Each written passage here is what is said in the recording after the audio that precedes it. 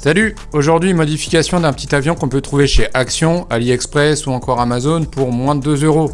Il est fait en EPP moulé, ce qui rend la matière bien résistante au crash.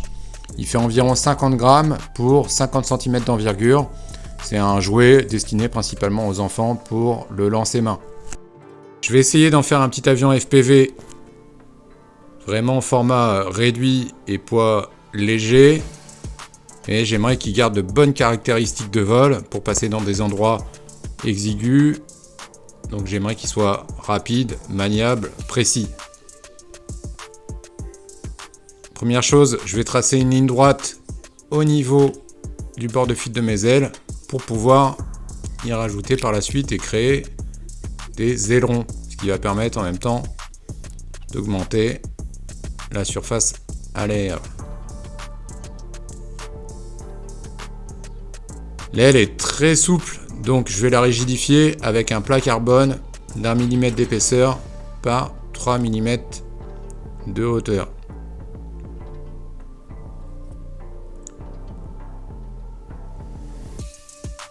Pour moi, la souplesse, trop de souplesse en FPV, c'est pas bon parce que vous prenez un virage avec la vitesse, avec le poids que vous embarquez et la pression de l'air.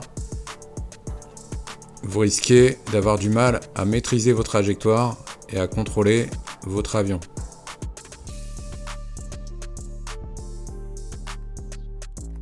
Petite incision, application d'une colle type UU-Port ou équivalent.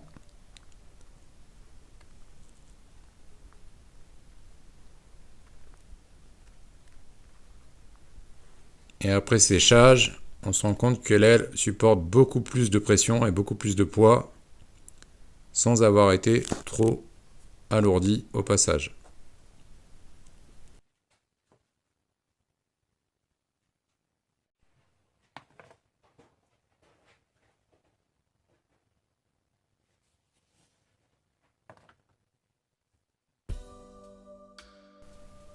On peut créer facilement des ailerons dans différents matériaux, type balsa, des prongs. J'ai vu beaucoup aussi d'impression 3D pour créer des ailerons. Je vous donne les dimensions des miens que j'ai choisi de créer en balsa à partir d'une planche de balsa 3 mm. Pourquoi? Parce que le bord de fuite de l'aile est de 3 mm.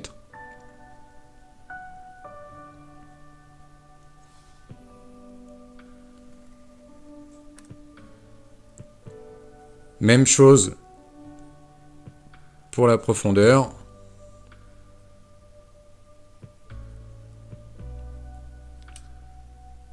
J'ai recréé un aileron en balsa de 3 cm de haut. Au niveau du fuselage, j'ai fait des modifications. À partir du bord de fuite de l'aile, j'ai fait une découpe à 3 cm.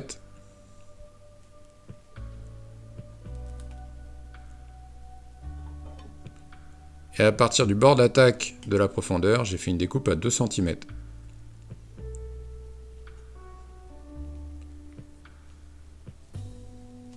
Et entre les deux, je vais venir insérer un tube carbone de 8 mm de diamètre et 18,5 cm de longueur.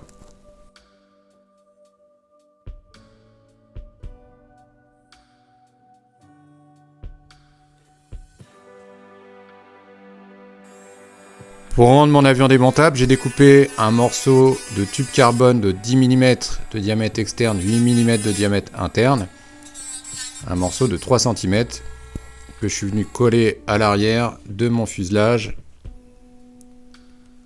ce qui va me permettre d'emboîter du carbone dans du carbone et de rendre la queue de mon avion démontable pour pouvoir, par exemple, le mettre dans un sac à dos et que ce soit facilement transportable.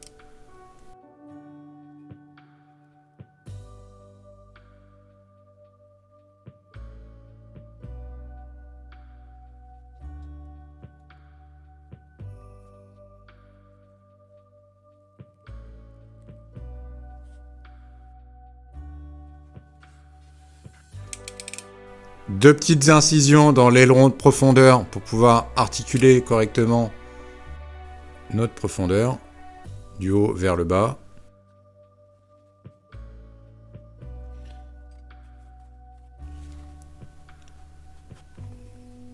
Je vais remonter et coller par la suite mon fuselage comme ceci.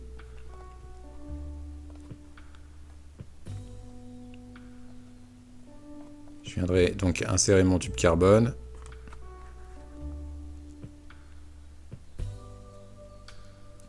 Donc on a agrandi l'avion au niveau de la hauteur et on a aussi augmenté la surface à l'air.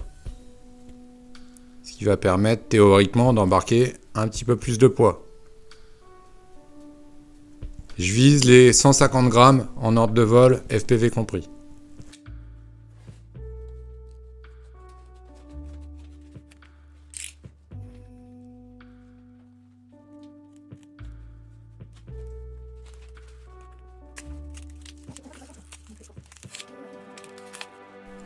Je creuse un emplacement pour la batterie. Pour l'instant, je prévois des LiPo 2S. Alors, j'ai deux types de LiPo, des 550 mAh et des 300. Donc des LiPo de 18 à 30 grammes.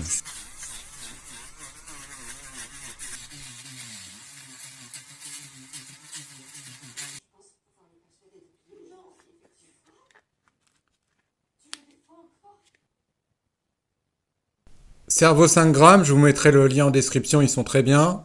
Et les ailerons, comme vous le voyez, je les ai découpés en deux parties. Au centre, ils seront fixes et aux extrémités, amovibles. Je positionne mes cerveaux.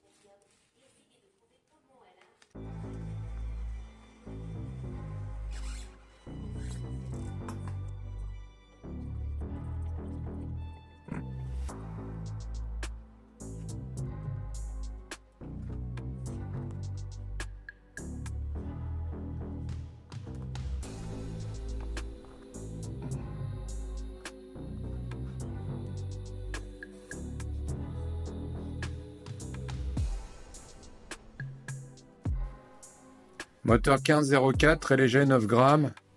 Alors c'est du cheap, mais il fonctionne bien. J'ai fabriqué mes propres supports moteurs, donc je vous partage avec son accord ceux de Rock FPV. Merci à lui et à l'équipe Roadbusters. Ils sont à fond en ce moment sur les ailes volantes, ça fait plaisir. Des Nano ESC qui pèsent 0,8 grammes. Ma balance n'arrive même pas à les peser. Je vous mets le câblage rapidement parce qu'il n'y a pas de notice. Donc ceux-là, ils vont supporter juste du 2S maximum. Je vous mettrai le lien en description, ils sont pas chers.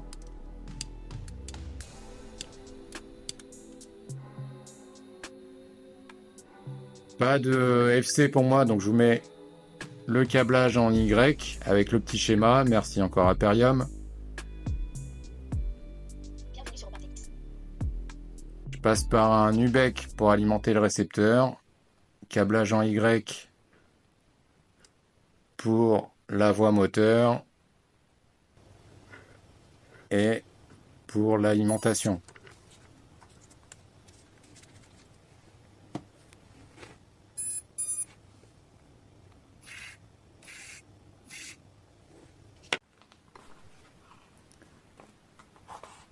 Le fuselage est collé, ainsi que les supports moteurs. J'ai fait passer les fils pour brancher mon RX par le dessous. Mes moteurs sont séparés par 14 cm, donc je pourrais y mettre des hélices 3 pouces au maximum. Un petit peu de corde à piano. Ici, un système tout simple et très léger, deux petits joncs carbone qui vont me permettre d'éviter la rotation de ma profondeur.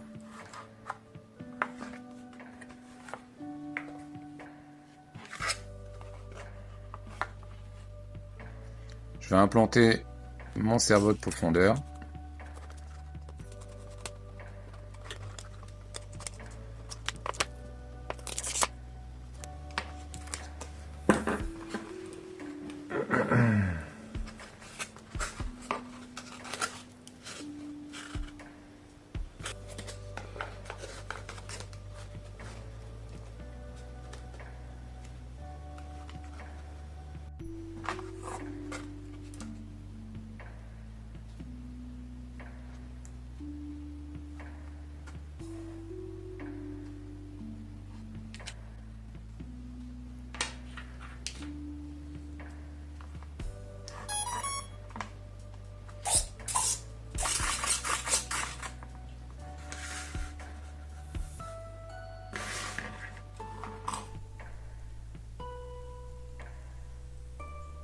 La rotation des moteurs, je l'ai fait par l'intérieur, mais on peut aussi faire l'inverse, par l'extérieur.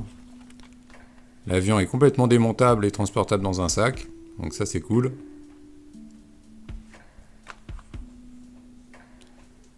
Pour le FPV, j'ai un Nano Walksnail. Donc ce ne sera pas les meilleures images du monde, mais j'aurai quand même de la HD pour piloter et enregistrer. J'ai essayé de faire en sorte de bien aligner ma profondeur, donc qu'elle ne soit pas collée de travers. Et je vais vous faire voir qu'elle soit légèrement au-dessus de mon bord de fuite. Sur l'original, la profondeur, elle est sous le bord de fuite de l'aile. Ce qui n'est pas forcément, de mon point de vue, une bonne chose pour le pilotage. Donc j'ai fait en sorte de la placer juste dans son alignement. Le jonc carbone, il permet aussi d'éliminer tout ce qui est flexibilité de l'avion d'origine. J'ai rajouté un jonc carbone au-dessus parce que je trouvais qu'il était encore un peu flexible. Au niveau des ailerons, vous pouvez utiliser simplement du scotch pour les fixer.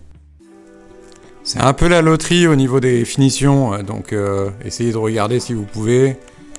L'avion que j'ai construit au final n'est pas le mieux fini, le rouge est beaucoup mieux fini, autant au niveau du profil de l'aile que des finitions en elles-mêmes.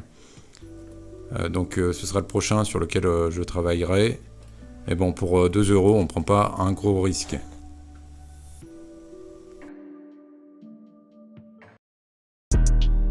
Poids final compris entre 140 et 160 grammes en fonction des lipos embarqués. Et le comportement de l'avion est très sain. Alors forcément c'est un avion très léger, donc il va être plus sensible au vent. Je l'ai quand même sorti avec des petites brises entre 10 à 15 km/h. Ça va, il reste stable et ça reste volable, même en FPV. Là j'essaie de vous montrer qu'on peut faire des passages bas et voler vraiment, prendre des virages très serrés et voler dans des environnements restreints. C'est ce que j'ai fait en FPV.